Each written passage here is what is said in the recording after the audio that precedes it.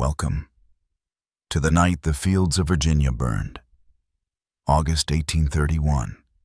A humid summer evening that reeked of sweat cane and prophecy. Somewhere in the dark beyond the cabins and the flickering oil lamps, a voice whispered, "Rise." Before we begin, leave a comment where you're watching from and the exact time you're listening to this voice, because tonight, you're part of the record. They said the man who heard it was no ordinary slave. He was a preacher, quiet, deliberate, haunted by visions since childhood. His name was Nat Turner, and he believed God himself had chosen him to break the yoke of bondage. By dawn, blood would stain the rows of corn. By dusk, the earth would swallow the names of dozens. For 2 days, the South trembled. The rebellion spread like fever, swift, silent, unthinkable. They called it madness, divine wrath, heresy. But in the whispers that survived the noose, it became something else entirely. History would try to erase it, call it an outbreak, a delusion, a nightmare that best be forgotten. But if you stand where it began, if you close your eyes and listen past the wind in the trees, you'll hear the echoes of that night, the footfalls, the prayers, the screams, the sound of a people refusing to kneel ever again. This is not just the story of a rebellion. It's the story of what happens when silence finally burns. It was the summer of 1831, and Virginia was heavy with heat, the kind that pressed down on the chest like a confession. The air shimmered above the cane fields, the soil dark and soft from weeks of rain. Crows lingered along the fences, restless and loud, as if they could sense what was coming. On the Turner plantation, the field stretched endless, green, silent, obedient. But beneath the surface, something moved. Something old, something holy. The land itself seemed to hum with tension. The cabins, crude, wooden, uneven, leaned against the weight of years. Inside them, families whispered under breath, eyes darting toward the woods. The night carried stories of dreams that spoke in symbols of visions too dangerous to repeat. There were murmurs about a comet that had crossed the sky that February blood red against the dark, a sign, they said, that the Almighty was stirring again. In those fields, prophecy and fear shared the same tongue. Southampton County was not new to whispers. The enslaved and the free black population moved through its roads like ghosts of their own making.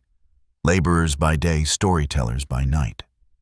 They sang songs of deliverance, disguised as hymns, trading warnings through rhythm and verse.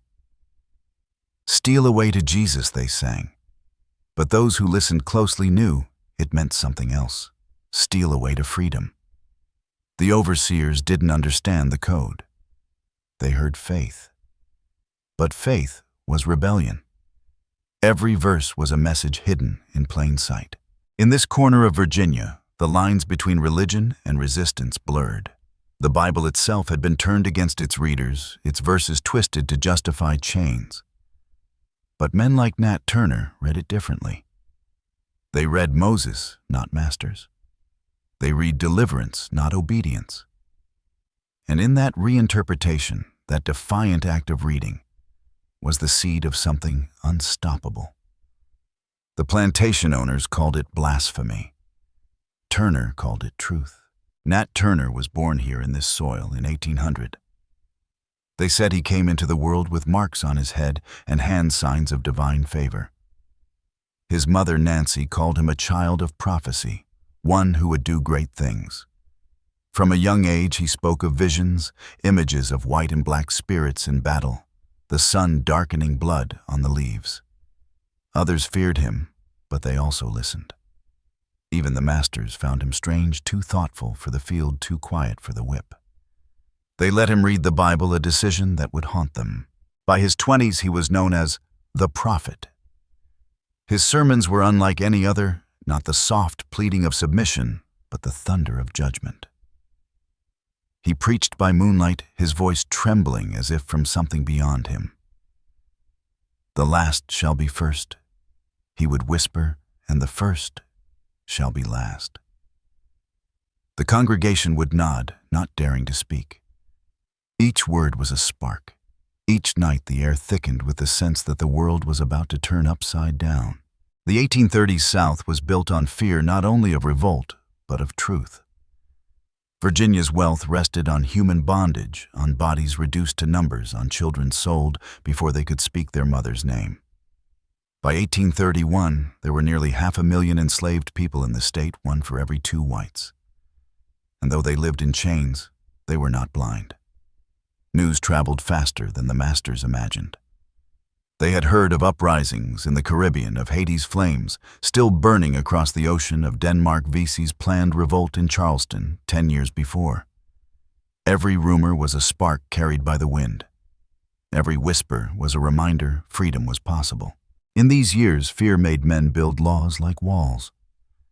Preachers were forbidden to teach the enslaved to read. Gatherings after dark required white supervision. Passing a hymn between plantations could earn lashes or death. But faith was slippery. It didn't stay confined to churches. It slipped through song, through dream, through prophecy. And when the moon rose full over the Turner plantation that August, the walls that separated man from faith, slave from prophet, finally began to crumble. For weeks, Nat had seen the signs. He had told his closest followers, Henry Hart Nelson and Sam, that the time had come. He spoke of an eclipse, a blood sun of the Holy Spirit commanding him to slay his enemies with their own weapons. Some believed, others trembled. But once the word left his lips, there was no turning back. In the woods beyond the plantation, the men gathered by night. The air was thick with insects, the smell of pine and sweat. They prayed not for mercy, but for strength.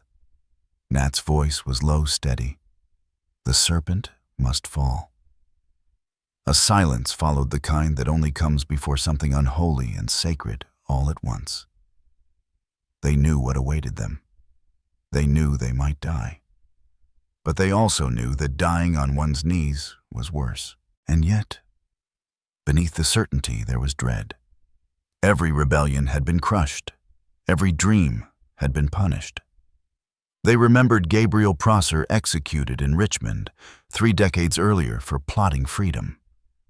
They remembered Vesey's conspirators hanged in Charleston's sun. But Nat's eyes held something else, something beyond reason. It wasn't just rage. It was revelation. "The Lord has spoken," he said, "and I cannot stay his hand." In the distance, the plantation owners slept soundly, unaware that history had already shifted. The moon above was veiled in a reddish haze, and the dogs, sensing something, began to bark. Women in the cabins clutched their children. The elders hummed soft spirituals' voices, trembling half prayer, half warning. The hour before dawn has always been the holiest and the most dangerous. Somewhere in that hour between sleep and awakening, the line between man and myth disappears. The Turner Rebellion began in that in-between, when faith met fury, when prayer met blade. But before the first strike, before the first blood, there was silence. The kind of silence that precedes thunder. And in that silence, Nat Turner raised his head to the stars and whispered the words that history would never forget. "The last shall be first." The world held its breath. The first blow fell before dawn, in the stillness that only fields know. The Turner plantation was quiet, the kind of quiet that hums before breaking. Inside a small cabin, Nat Turner knelt, head bowed, whispering into the darkness. His hand trembled not from fear, but from the weight of what he believed had been commanded. He rose slowly, his shadow flickering against the wall. Around him, the others waited, Hark Henry, Sam Nelson, Will. All men who'd been broken, soul lashed, and yet still standing. Their eyes were hollow and alive at once. No one spoke. The sound of footsteps on earth replaced words. The moon was thin, barely a sickle, just enough to glint against the edge of a blade. The first house lay beyond the field. Inside slept Joseph Travis, Nat's owner, his family, his overseer. By sunrise they would be gone. History would record the event as the Turner Rebellion, a name that would send shivers through every county in Virginia. But here in this moment it was not history. It was breath muscle and the deep exhale of centuries of silence finally breaking. The rebellion began around 2:00 a.m. on August 21, 1831. Contemporary reports from Southampton County record the killing of the Travis family first 5 individuals, including Joseph, his wife, and their son. The weapon an axe. The motive divine command. Within hours, the small group of rebels, no more than 7 at first, moved from plantation to plantation, freeing some, striking others, gathering weapons, growing in number. By mid-morning, the uprising had spread across the county.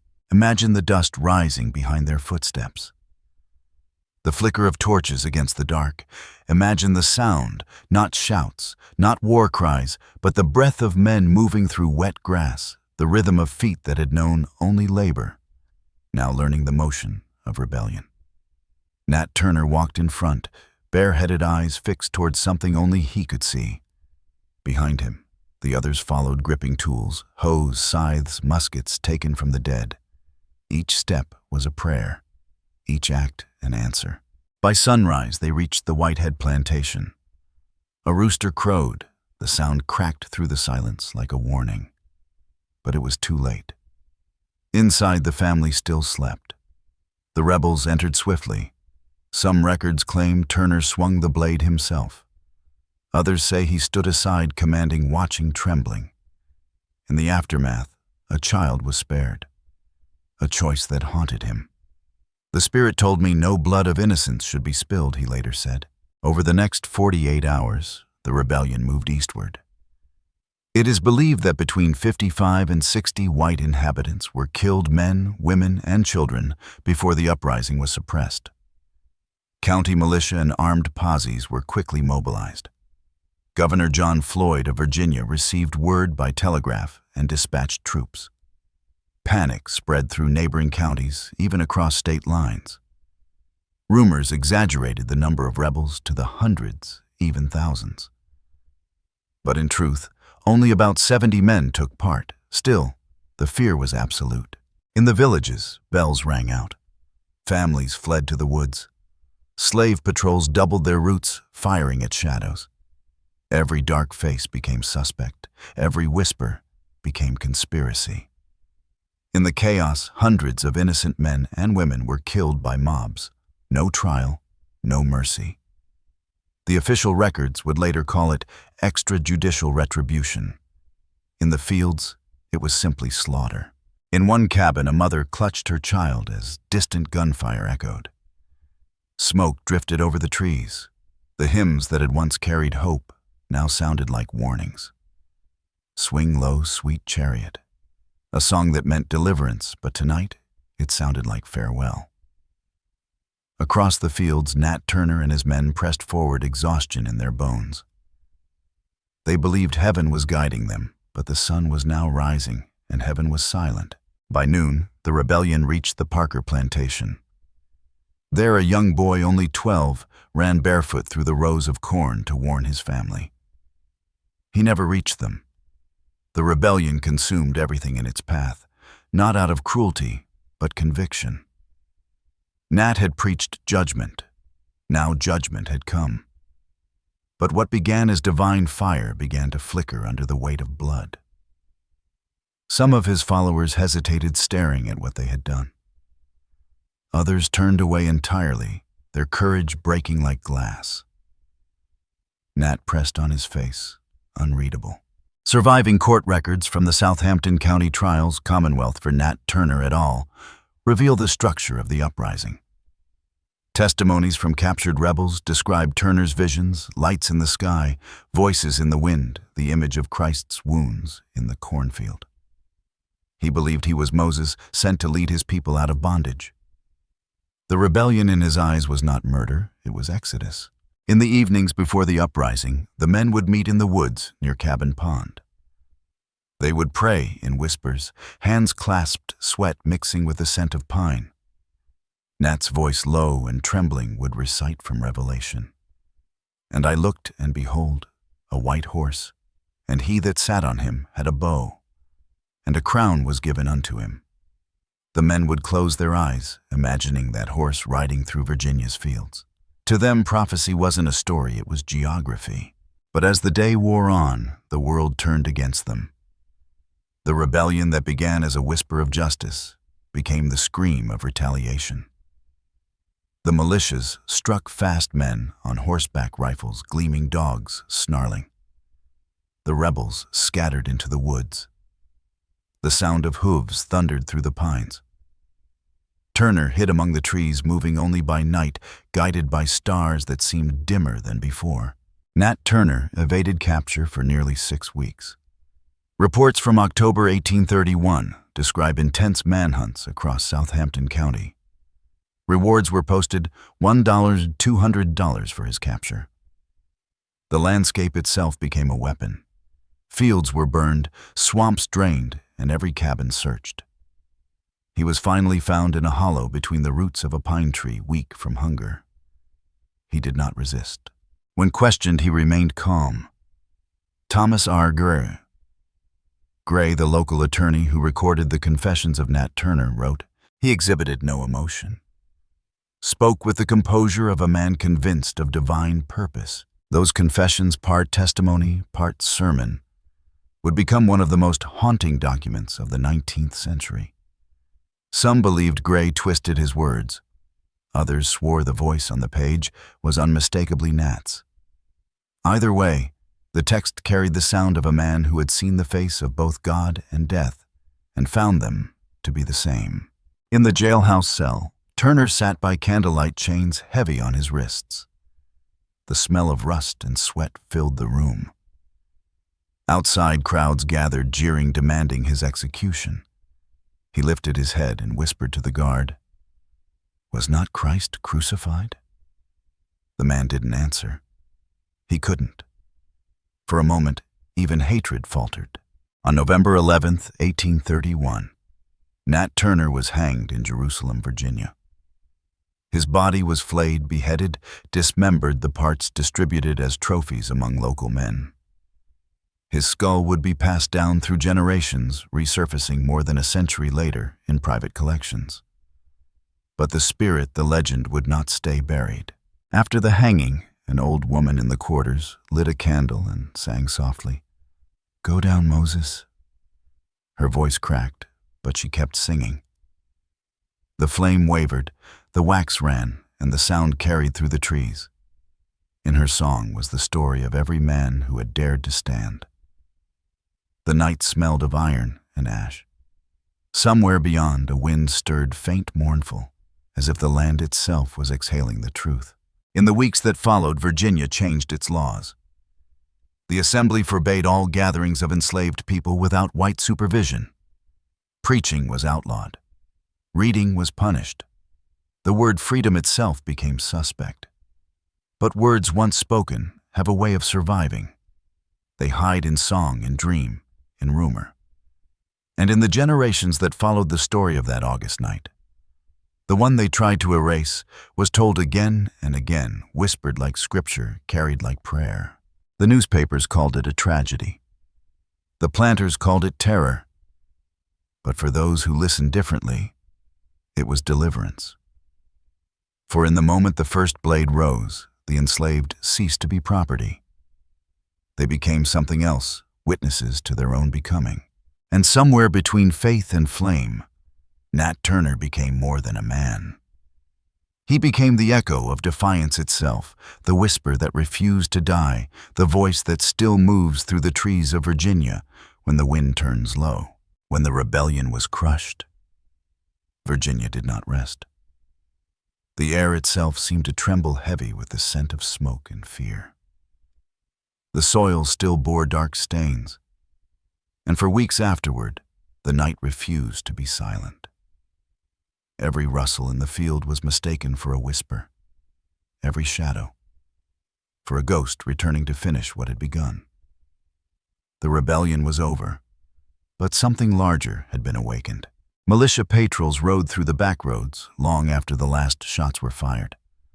They called it peacekeeping, but peace was the one thing they couldn't find. They scoured the cabins, the woods, the swamps, dragging men from their beds, accusing them of a rebellion they'd never seen. The trees filled with bodies, some still, some swaying silent warnings to anyone who still dreamed of freedom. In the official archives, it would be written down cleanly, 55 whites dead, nearly 200 Negroes executed or lynched. In truth, the number didn't matter. The message did. The newspapers called it righteous vengeance.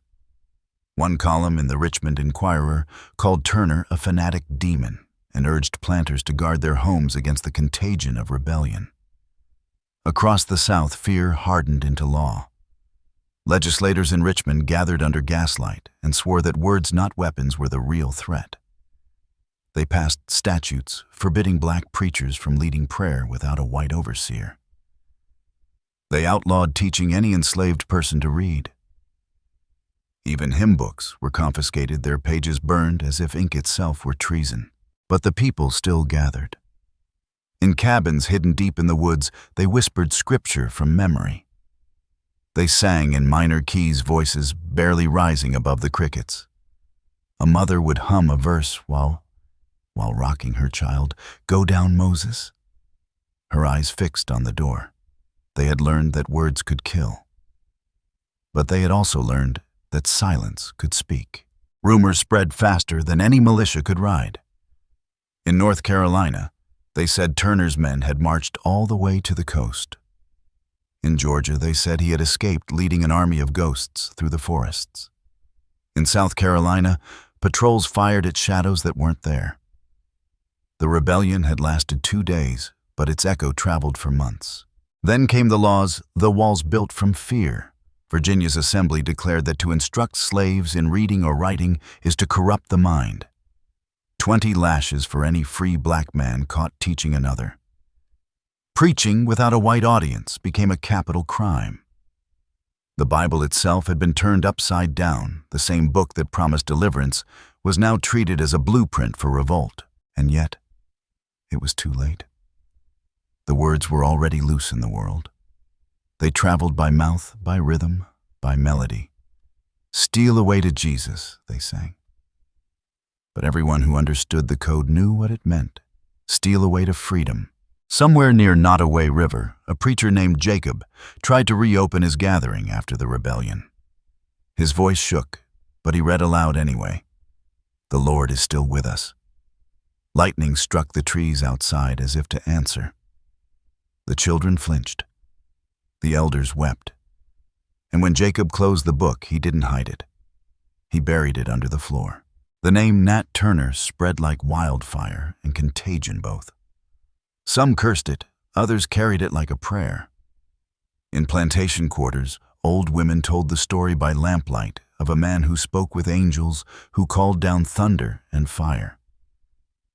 They said he didn't die, that the soldiers hanged the wrong body, that the true prophet had walked away beneath the blood moon and vanished into the woods. They called him the preacher that couldn't be killed. The records tell another story. Turner was found 6 weeks after the rebellion, starving and silent, hiding beneath the roots of a pine tree. He was hanged in Jerusalem, Virginia, on November 11, 1831. His body was dismembered, his head displayed as a warning.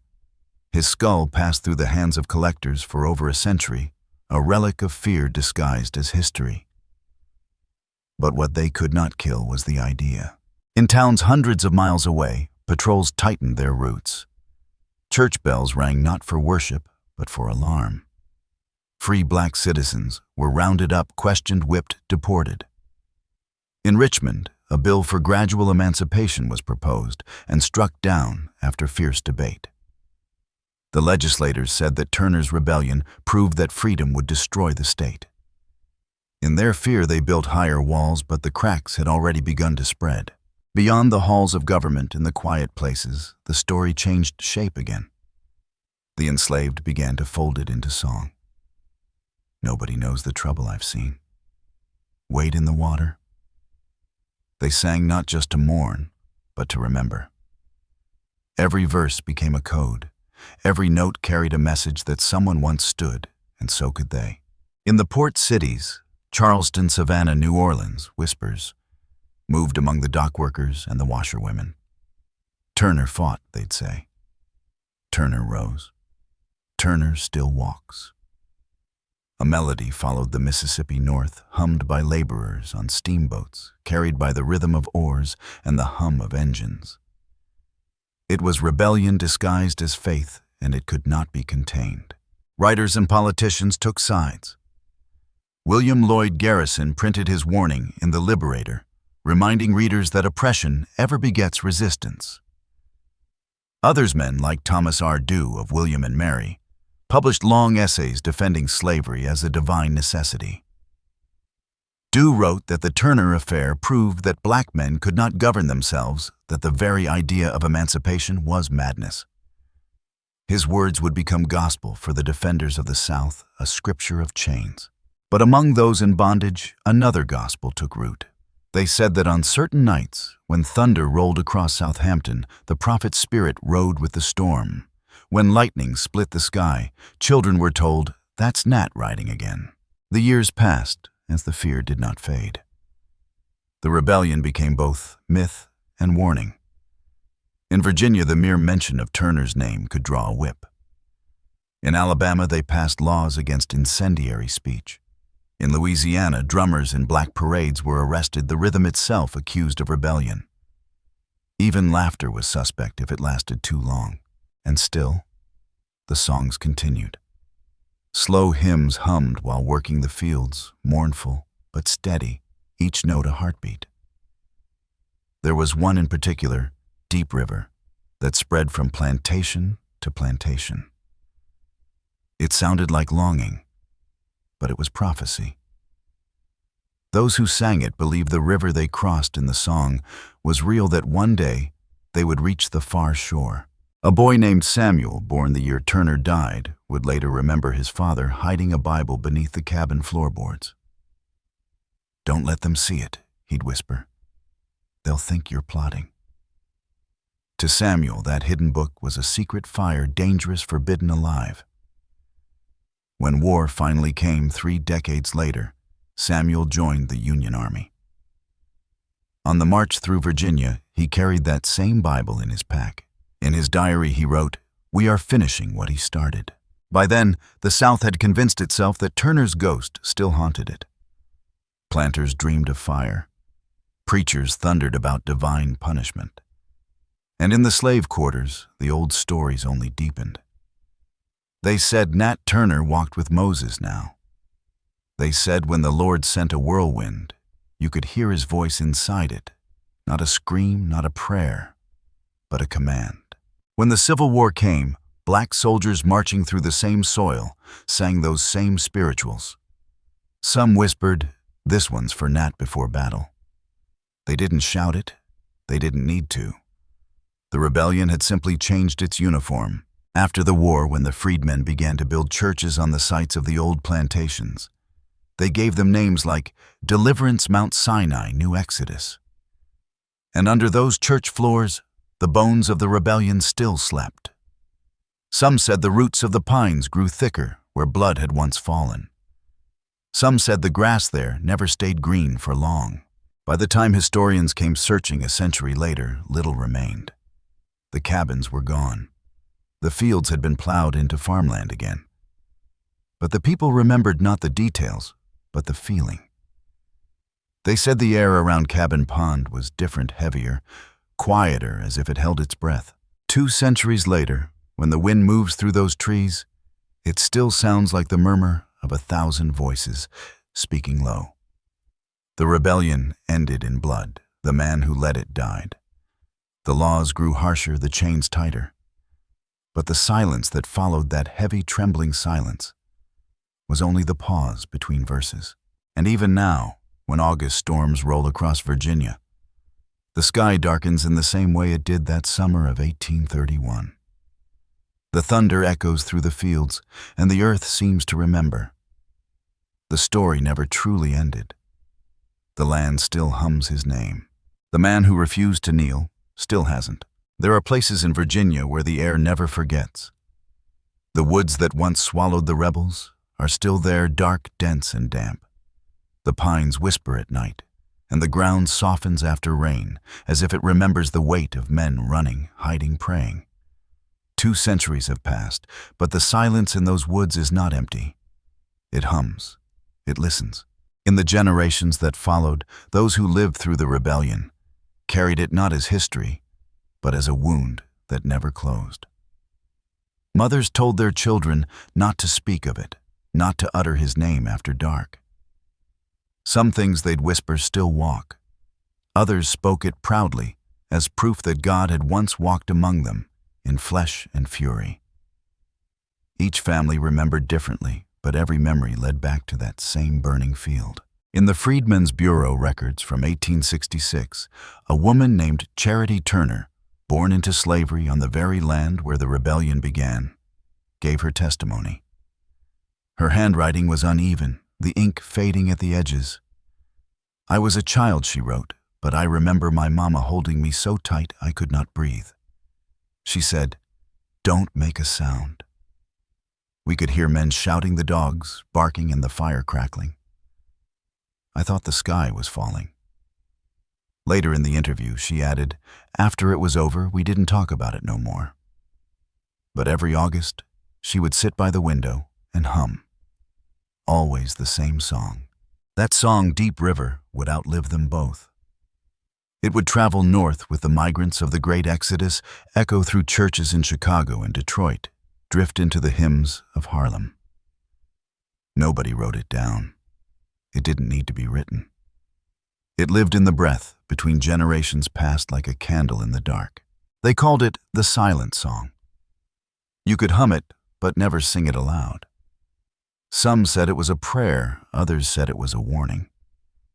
But to those who knew, it was remembrance, a way of speaking without words, a way of keeping faith in a country that had none for them. Decades later, when the Works Progress Administration began collecting oral histories from former slaves in the 1930s, the story of Nat Turner resurfaced not as a rebellion, but as a haunting. One man from Suffolk County told an interviewer, "Old folks say he's still preaching in the thunder.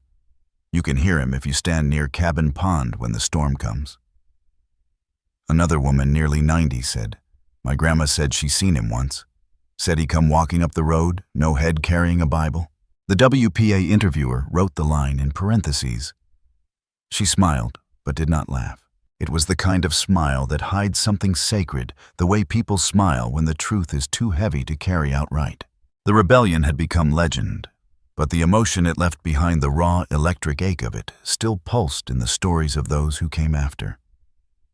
Every generation reimagined it in their own way. For some, Nat Turner was a murderer. For others, a prophet. But for the descendants of the enslaved, he was something harder to name, the embodiment of what it meant to be human in a world that denied you that right. In one interview from 1937, a man named Elijah Moore said, "My papa used to say, there's 2 kinds of freedom, the one they give you and the one you take." Turner, he took his. He paused. "We ain't supposed to talk about it, but when the thunder roll, I think about him." There are stories like that scattered through the archives, fragments of pain and pride bound together by silence. One woman described how her great-grandmother refused to bow her head during prayer after emancipation. She said she'd unbowed enough. Another told how her uncle never worked the fields in August, saying the soil was cursed. To outsiders, they were superstitions. To them, they were acts of memory. Somewhere in the 1920s, a preacher in Richmond gave a sermon titled "The Prophet and the Chains." The transcript survives in an old black newspaper. They feared his sword, the preacher said, but his true weapon was the word. He read what they told him not to read, and he believed it. That was his sin and his salvation. The congregation shouted amen, and for a moment the church trembled. Outside it was raining, a soft, steady rain that blurred the city lights. Some said they heard thunder in the distance, though no storm was forecasted. The story of the rebellion became part of a larger rhythm, carried by the Great Migration, reborn in spirituals, transformed in protest. When black soldiers marched in World War I, some sang, "Didn't my Lord deliver Daniel?" And the elders back home whispered, "That's Nat's song." When the Harlem Renaissance poets wrote of fire and storm, the old women in Virginia said, "We've heard that before." Even today, historians still argue about what happened. They count the dead trace, the roots quote the confessions. But the human side, the beating heart beneath the facts, can't be measured. It lives in the way a mother touches her child's head before bed, or in the way a song rises from a church choir without anyone remembering who wrote it first. Somewhere near Jerusalem, Virginia, there's a clearing where Cabin Pond once shimmered. The pond itself has long since dried, but the ground remains dark damp even in summer. Locals say the birds avoid that spot. Hunters pass it quietly. But sometimes when the air is still, you can hear a faint hum, like the echo of singing too far away to place. They say if you stand there long enough, you'll start to feel it in your chest, the same rhythm that once guided a man through the darkness toward what he thought was freedom.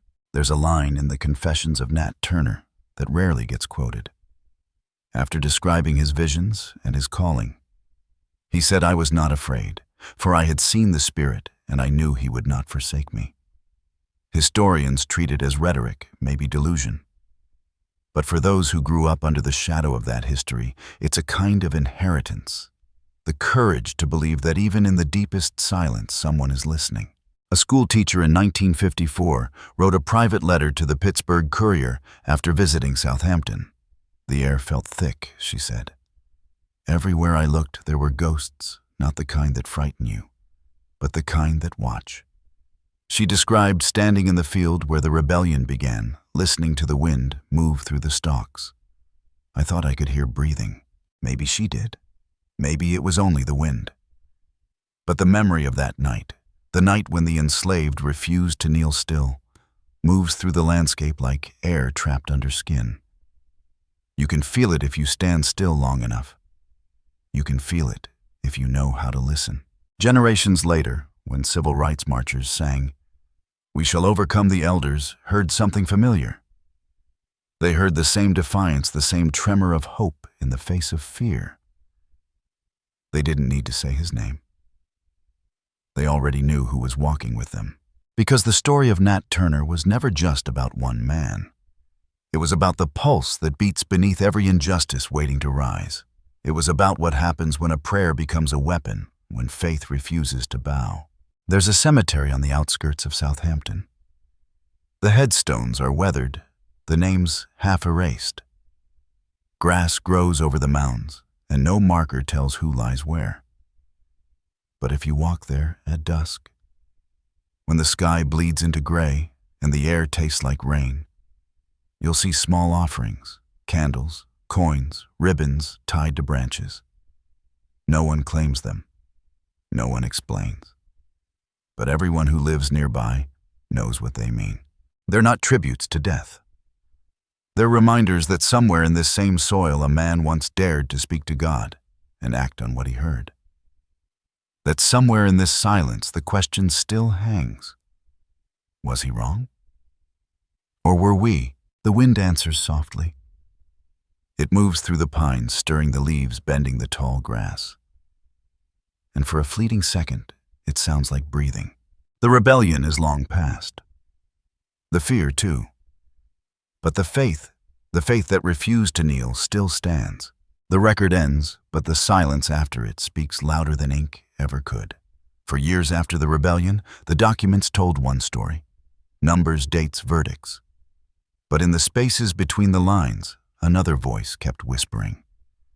It was the voice of the soil, the voice of the trees, the voice of the ones who were never recorded, the invisible half of history. You can trace their echoes in the archives.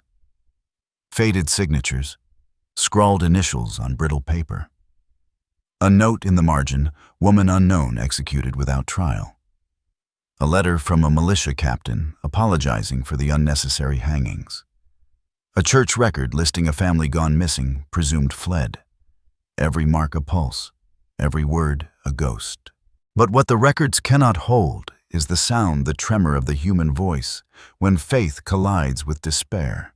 Somewhere between those confessions and those hymns lies the bridge between fact and feeling, the place where history becomes heartbeat. In the winter, after the rebellion, a preacher from Petersburg rode to Southampton to comfort the survivors. He found a field still blackened by fire, the cabins half collapsed. He wrote in his journal that he heard singing in the distance, though there was no one there. It was not melody, he wrote, but a low sound like the earth grieving. Decades later, that same description appeared again in the diaries of a Union soldier who camped near Cabin Pond in 1864. He too heard it, a faint hum in the ground. Sounded like the wind, he wrote, but it had rhythm. He said it reminded him of the hymn, "Go Down Moses." Between those two witnesses lies the bridge, one living in slavery's shadow, one marching through its ashes, both hearing the same invisible choir. By the time the 20th century arrived, the rebellion had become a story told in two tongues. The white historians called it an aberration. The black storytellers called it a prophecy. And both were right in their own way. Because rebellion, like prophecy, is never tidy. It isn't born clean. It is forged in contradiction, in the place where faith meets fury. And one must choose which voice to follow. Some said Nat Turner was mad. Others said he was chosen. The truth may live somewhere in between, in the terrible beauty of belief taken too far. But to understand him, you have to see what he saw: a world where every sermon preached submission, every whip cracked in the name of God, every child born already condemned. To him, freedom was not a dream. It was obedience to a higher command, and maybe that's why his story endures. Because even now, in a quieter century, that question lingers like smoke. When does faith become fire? In 1961, 130 years after the rebellion, a film crew visited Southampton to capture interviews for a documentary that never aired. They spoke with farmers, pastors, school teachers. One elderly woman, her name lost to the transcript, said something that stayed with the crew. "You can't plow this ground," she told them. "It remembers." She pointed to a patch of earth where the soil was darker. That's where they buried him. Or maybe where they buried someone else. Nobody knows. But the ground does. The microphone hissed. The tape clicked. Outside, thunder rolled. The footage was never broadcast, but years later, fragments surfaced, the woman's voice trembling but certain. Her words felt less like folklore and more like revelation. Because some stories do not live on the page, they live in the elements. They dissolve into the sound of rain on wood, into the creak of a door in an empty church, into the hum of a choir, practicing long after midnight. Every generation that returns to Nat Turner finds a new reflection, a mirror turned toward its own unrest. In the 1960s, during the civil rights marches, students carried signs that read, "No more chains." Some painted his name beneath the words, "small but deliberate." In 1991, when the Los Angeles riots erupted, graffiti on a wall read, "Nat Turner lives." And in 2016, when the film Birth of a Nation premiered, descendants of the enslaved gathered in Jerusalem, Virginia, the same soil where he was hanged, and sang spirituals under a gray sky. No one said the word revenge. They said remembrance. And that makes all the difference. It's strange how time turns rebellion into reverence. The man they once called monster is now whispered as martyr. The name they buried in fear now sits in textbooks, spoken in classrooms by children who will never know what it means to feel the world closing in around them. But somewhere in that distance between horror and holiness, that's where the truth still breathes. There's a photograph taken near the site in the 1930s. A small church stands where the gallows once were. The image is grainy, the edges burned, but through the blur, you can see something remarkable: light falling through a broken window, forming a beam that lands on an open Bible. The page number is lost to time, but the visible words read, "The last shall be first." Coincidence or maybe not. History, after all, has a strange way of circling back to its beginnings. The deeper one digs into the records, the more the story seems to resist completion. Documents vanish. Letters contradict each other. One witness swore Turner smiled at the gallows. Another said he wept. Some say he prayed for mercy. Others claim he spoke only one sentence: "They do not know what they do." But there is one detail they all agree on, that when the rope tightened his head, never bowed. It's a small thing, easily overlooked. But in that gesture lies the entire story. The entire war between man and his maker, between silence and song. Because for all the theology, all the politics, all the horror, it began and ended with a man who refused to bend. And maybe that's why, nearly 2 centuries later, people still come to this place not as tourists, but as pilgrims. They stand by the trees and feel the wind shift. They look at the fields and imagine footsteps they can't see. They listen not for ghosts, but for guidance. Because somewhere in the noise of history, there's still that quiet voice. The same one that came to him in the night, whispering through the dark rise. Maybe it never stopped speaking. Maybe it's speaking now to us in a world that still builds its own chains in different shapes and softer names. The rebellion burned out long ago. The sermons stopped. The fields grew again. But the question he asked the world still hangs like smoke that never clears. If faith demands that we kneel, what happens when the soul refuses? And in the silence that follows, the answer is the same as it was that August morning in 1831. The wind stirs the earth, hums, and the voice that started it all returns once more, right? The fields are quiet now. The wind moves slow, brushing through rows of tall grass where cotton once grew thick. The soil here has been turned 1,000 times, but beneath the roots, history still breathes. If you listen close enough, the ground murmurs faint, restless, as if the earth itself remembers what men tried to forget. 2 centuries have passed since Nat Turner's rebellion. The cabins are gone. The gallows are gone. But the questions he raised about faith, power, and the price of freedom still hang in the Virginia air like smoke that refuses to lift. After the uprising, Southampton tried to bury its shame beneath new fences, new laws, new silence. They rebuilt the plantations, renamed the roads, and plowed the ground that once ran red. The state archives filled with careful words, order restored culprits, punished peace maintained. But outside the records, the real aftermath took a different shape. The ache in a mother's voice. When she sang the way a preacher's eyes lingered on his Bible. Before speaking the hush that fell whenever someone said, August. For nearly 100 years, no one in Southampton spoke his name aloud. Teachers skipped it in lessons. Pastors avoided it in sermons. Even those who bore his blood in their veins called him only the prophet. Not out of reverence, but out of fear that saying it would wake something sleeping. And maybe it would. Yet silence has a strange way of amplifying what it tries to suppress. The memory of that August night did not fade. It changed form. It slipped into the shape of song.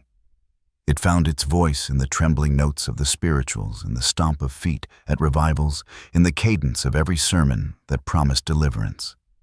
The rebellion was not gone. It was humming beneath the hymns.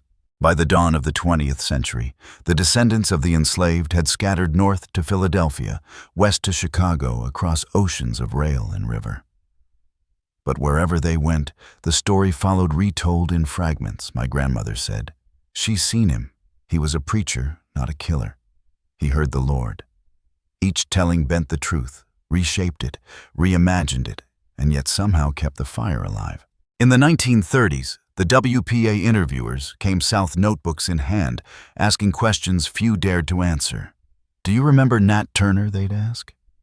And time after time, the elders would glance over their shoulders before replying, We don't speak that name here. But sometimes, if the interviewer waited long enough, they'd whisper, He did what others only dreamed. Those interviews, typed and bound in government reports, now rest in archives across the country. But the tremor in the words still lives.